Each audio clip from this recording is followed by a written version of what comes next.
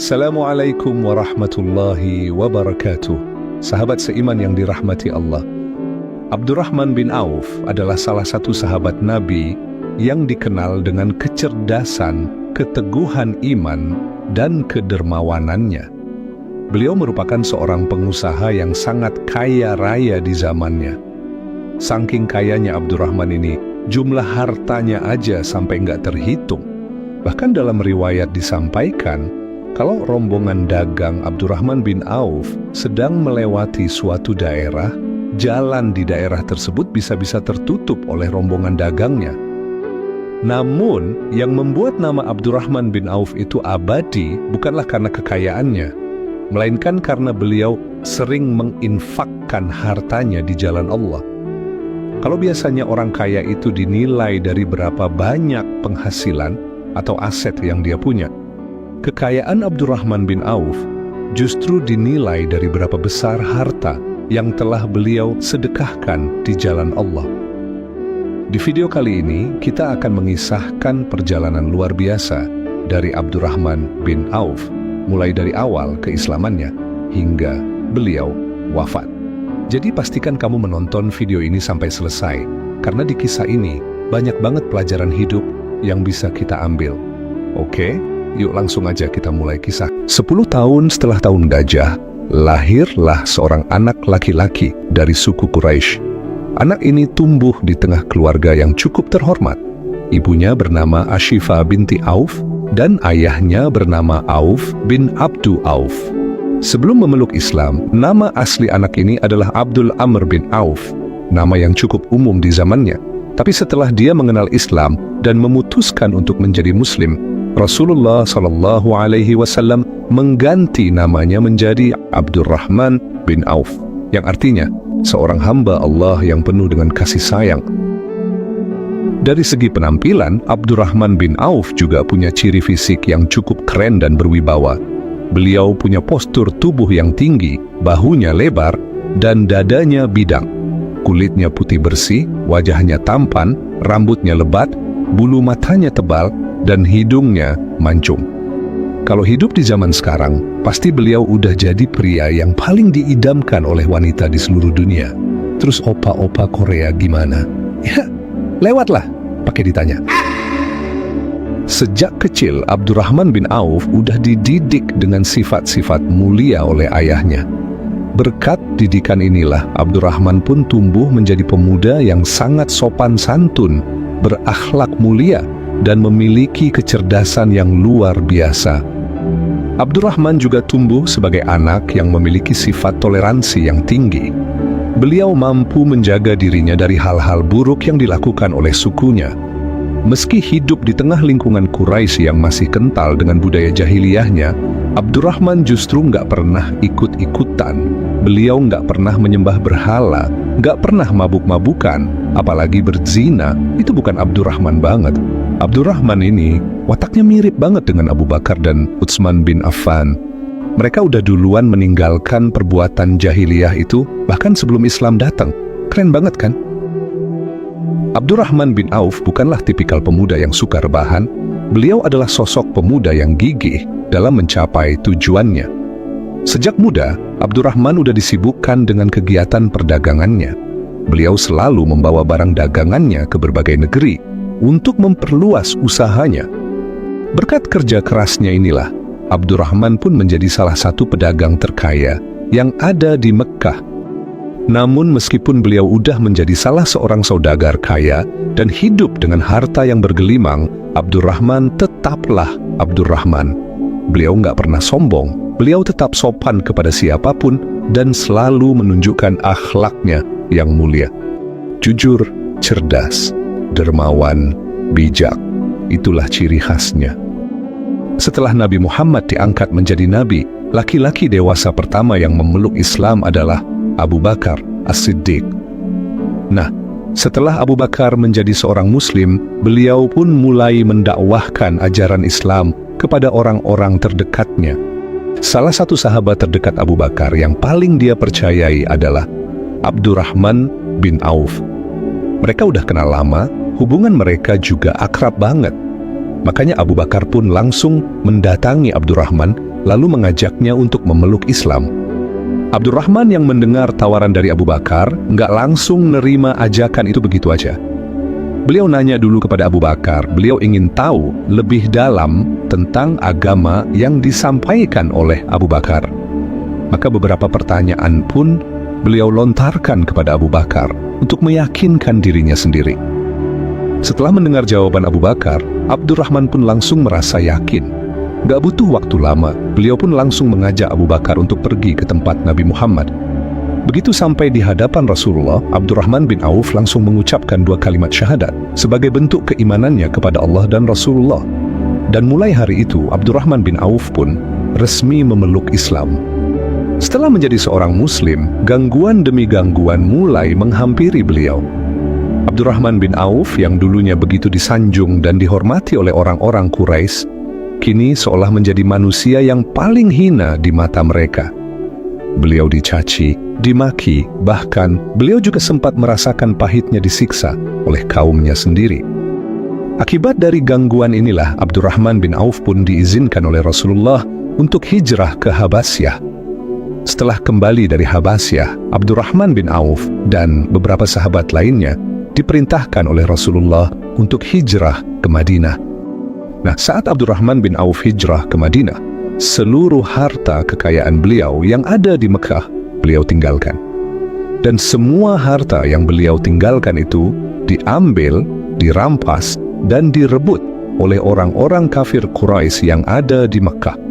Akhirnya, Abdurrahman bin Auf pun pergi ke Madinah, hanya membawa sehelai baju yang ada di tubuhnya. Bayangin sahabat seiman, sebelum mengenal Islam, beliau adalah salah satu saudagar kaya yang ada di Mekah. Namun setelah mengenal Islam dan memutuskan untuk memeluknya, harta yang beliau miliki hilang dalam seketika.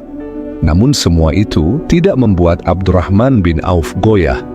Beliau yakin bahwa Allah Subhanahu wa Ta'ala pasti akan mengembalikan seluruh harta yang beliau miliki. Dan ternyata apa yang diyakini oleh Abdurrahman bin Auf pun langsung dijawab oleh Allah Subhanahu wa Ta'ala. Saat beliau sudah berada di Madinah, Rasulullah SAW mempersaudarakan beliau dengan seorang sahabat yang bernama Sa'ad bin Rabi'. Sa'ad ini adalah seorang saudagar kaya yang berasal dari kaum Ansar. Setelah Rasulullah mempersaudarakan Sa'ad dan Abdurrahman bin Auf, Sa'ad pun langsung menunjukkan loyalitasnya kepada saudara barunya itu. Sa'ad bin Rabi' berkata, "Wahai saudaraku, aku adalah orang Madinah yang memiliki banyak harta. Karena itu, ambillah untukmu separuh dari hartaku ini. Aku juga memiliki 2 orang istri, maka perhatikanlah mana yang menarik bagimu, supaya aku ceraikan dan kamu menikahinya." Lihatlah sahabat seiman, betapa luar biasanya Sa'ad bin Rabi'. Beliau rela menyerahkan setengah hartanya, bahkan sampai rela menceraikan salah satu istrinya, asalkan Abdurrahman bin Auf bisa kembali hidup sejahtera. Tapi yang lebih kerennya lagi adalah jawabannya Abdurrahman bin Auf. Abdurrahman berkata, "Wahai saudaraku, semoga Allah memberkahi seluruh hartamu, keluargamu, dan juga rumahmu. Sebaiknya tunjukkan saja kepadaku di mana jalan menuju pasar." Jawaban ini benar-benar menunjukkan betapa elegannya seorang Abdurrahman bin Auf. Padahal waktu itu beliau udah nggak punya apa-apa. Tapi sekali lagi, Abdurrahman tetaplah Abdurrahman. Beliau lebih memilih untuk memulai usahanya dari nol daripada menerima tawaran dari Sa'ad bin Rabi'.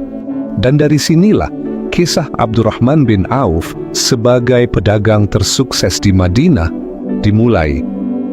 Setelah mendengar permintaan Abdurrahman bin Auf, mereka pun langsung gerak berjalan menuju pasar Madinah. Begitu sampai di pasar, Abdurrahman melihat ada pedagang yang lagi jualan cangkul. Maka beliau pun langsung mendatangi pedagang itu, lalu berkata, "Wahai Abu Fulan, boleh nggak aku beli beberapa cangkulmu, tapi bayarnya besok setelah cangkul ini terjual?" Mendengar perkataan Abdurrahman, pedagang itu pun menjawab, "Oh, boleh saudaraku, silakan." Setelah diizinkan oleh si pedagang, Abdurrahman langsung mengambil cangkul-cangkul itu, lalu beliau bawa keliling pasar dan mulai menjualnya. Nah, sambil keliling pasar, Abdurrahman terus melihat lapak yang bisa beliau sewa, agar bisa beliau jadikan tempat untuk menjual barang dagangannya. Begitu ketemu satu lapak yang strategis, Abdurrahman langsung menjumpai pemiliknya, lalu bertanya tentang harga sewa lapak tersebut. Ternyata, harga sewa tempat di pasar Madinah itu mahal banget. Dari sinilah Abdurrahman tahu kenapa sebagian pedagang yang ada di Madinah nggak punya tempat jualan. Mereka sering berpindah-pindah tempat karena nggak sanggup membayar harga sewa yang sangat mahal. Maka Abdurrahman pun mengurungkan niatnya dan nggak jadi menyewa lapak tersebut. Beliau terus mengelilingi pasar Madinah sambil mencari tempat yang layak. Tiba-tiba Abdurrahman bin Auf melihat ada tanah kosong yang terbengkalai di samping pasar tersebut. Abdurrahman pun langsung mengambil inisiatif. Beliau kembali mendatangi Sa'ad bin Rabi', saudara Ansarnya itu, lalu berkata, "Wahai saudaraku, di samping pasar itu kan ada tanah kosong yang kayaknya udah nggak kepakai. Gimana kalau tanah itu aku beli aja? Nanti di tanah itu aku akan bangun kafling-kafling kecil untuk aku jadikan pasar baru di Madinah. Tapi bedanya, pedagang-pedagang muslim yang jualan di situ nggak perlu bayar sewa kayak di pasar utama. Cukup bagi hasil aja, seikhlas mereka. Kalau untung, ya alhamdulillah, berarti mereka harus bayar kepadaku. Kalau nggak untung, ya nggak apa-apa, mereka nggak usah bayar. Nah, dari sistem bagi hasil inilah nanti aku gunakan untuk membayar uangmu yang telah engkau keluarkan untuk membeli tanah ini." Mendengar apa yang disampaikan oleh Abdurrahman bin Auf, Sa'ad pun berkata, "Itu ide yang bagus, wahai saudaraku. Kamu nggak usah mikir soal bayar tanah itu. Ambil aja tanah itu untukmu. Anggaplah ini hadiah dariku." Maka Sa'ad pun langsung membelikan tanah itu untuk Abdurrahman bin Auf. Setelah urusan tanah beres, Abdurrahman bin Auf pun mulai membangun kafling-kafling kecil untuk dijadikan pasar baru. Dan gak butuh waktu lama, kabar tentang pasar baru ini pun langsung tersebar di kota Madinah. Para pedagang yang selama ini gak sanggup sewa lapak di pasar utama, langsung pindah ke pasar baru milik Abdurrahman bin Auf. Dan orang-orang yang tadinya gak punya modal besar untuk jualan, sekarang jadi punya kesempatan untuk memulai usahanya. Lambat laun, para pedagang di sana pun semakin hari semakin sukses. Dagangan mereka laku keras, keuntungan mereka pun terus bertambah.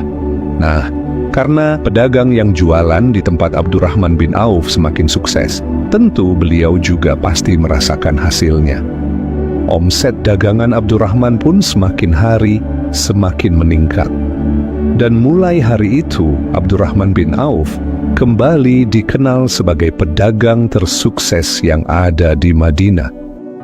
Yang jadi pertanyaannya sekarang, strategi dagang macam apa sih yang dipakai oleh Abdurrahman bin Auf sampai bisa membuatnya kembali bangkit dan kembali menjadi salah satu pedagang terkaya di Madinah? Penasaran? Yuk, langsung aja kita bahas 6 strategi dagang ala Abdurrahman bin Auf. Jadi ada 6 strategi yang digunakan oleh Abdurrahman bin Auf selama beliau menjalankan bisnisnya. Yang pertama, beliau nggak pernah mengambil keuntungan yang besar. Abdurrahman bin Auf lebih memilih untuk mengambil keuntungan yang kecil, asalkan barang dagangannya bisa terjual lebih banyak. Kalau istilah sekarang tuh bilangnya, biar cuannya tipis-tipis, yang penting barangnya laris manis.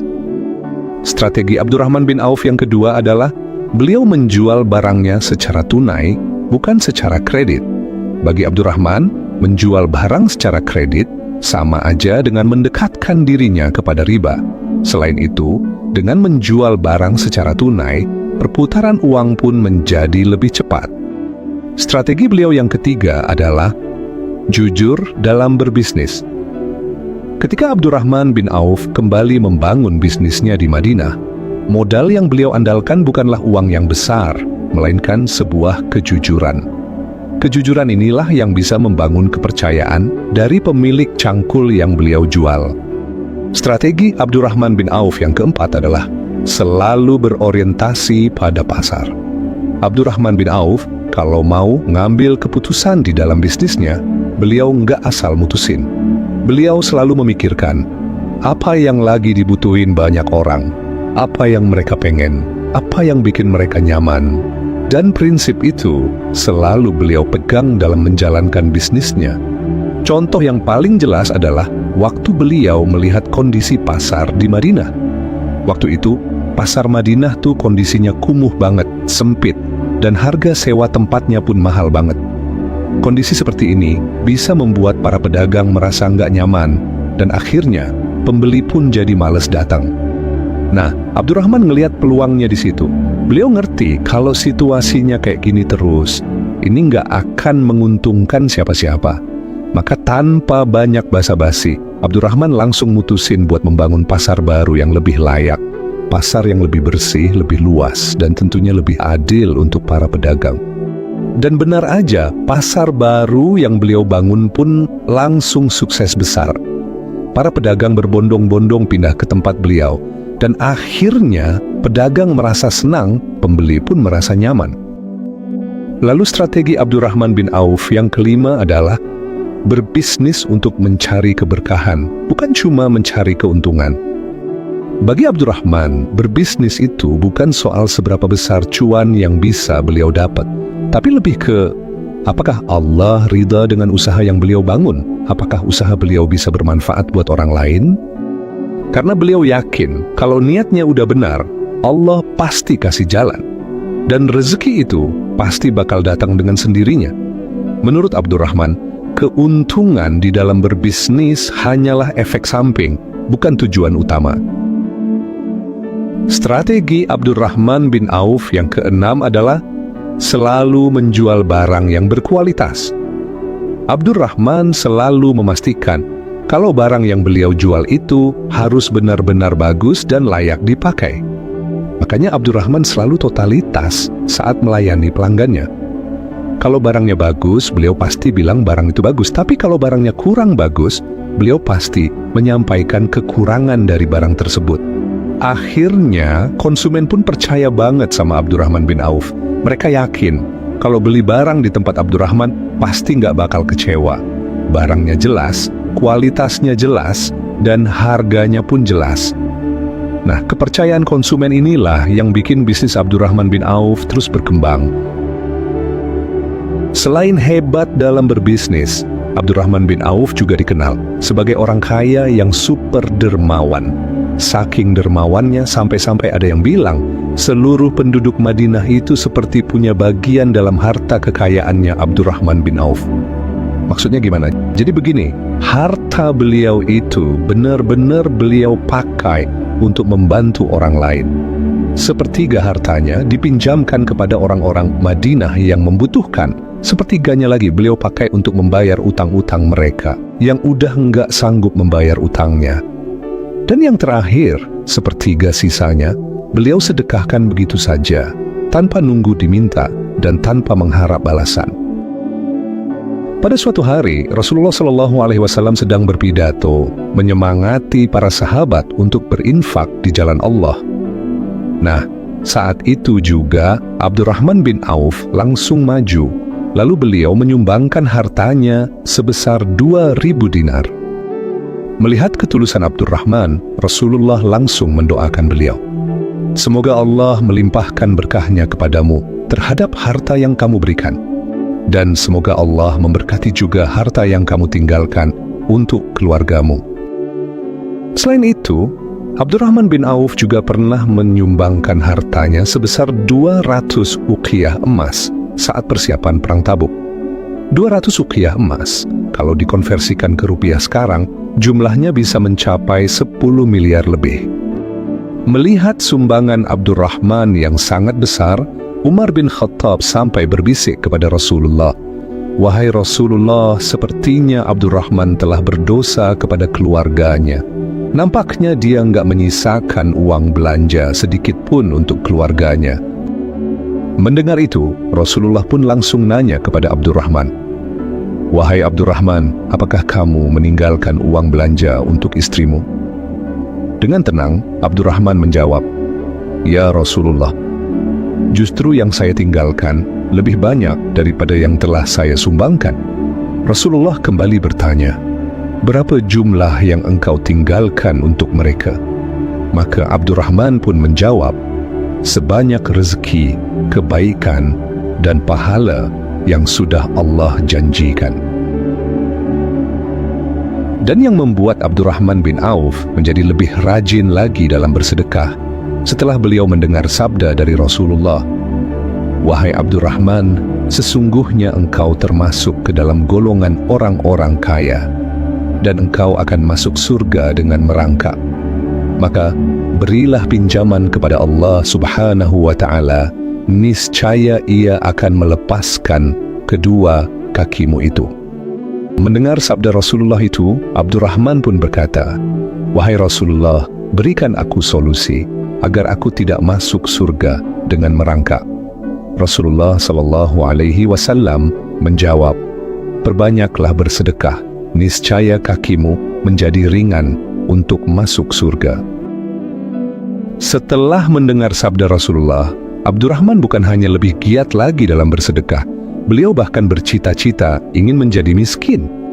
Beliau pengen miskin, bukan karena beliau udah capek jadi orang kaya, tapi karena beliau takut kalau kekayaan yang berlimpah itu justru jadi penghalang beliau untuk masuk surga. Maka mulai hari itu, setiap kali beliau melihat hartanya yang enggak habis-habis, Abdurrahman selalu menangis. Maka beliau pun terus berdoa kepada Allah agar Allah memiskinkannya. Tapi yang terjadi justru sebaliknya. Setiap kali Abdurrahman membagi-bagikan hartanya kepada orang lain, hartanya bukannya habis, malah semakin bertambah.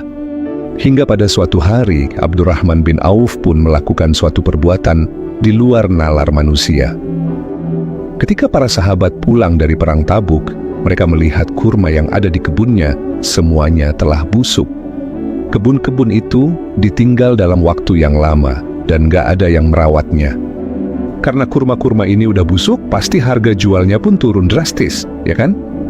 Nah, saat Abdurrahman mendengar berita itu, beliau pun langsung menjual seluruh hartanya untuk membeli semua kurma busuk milik para sahabat.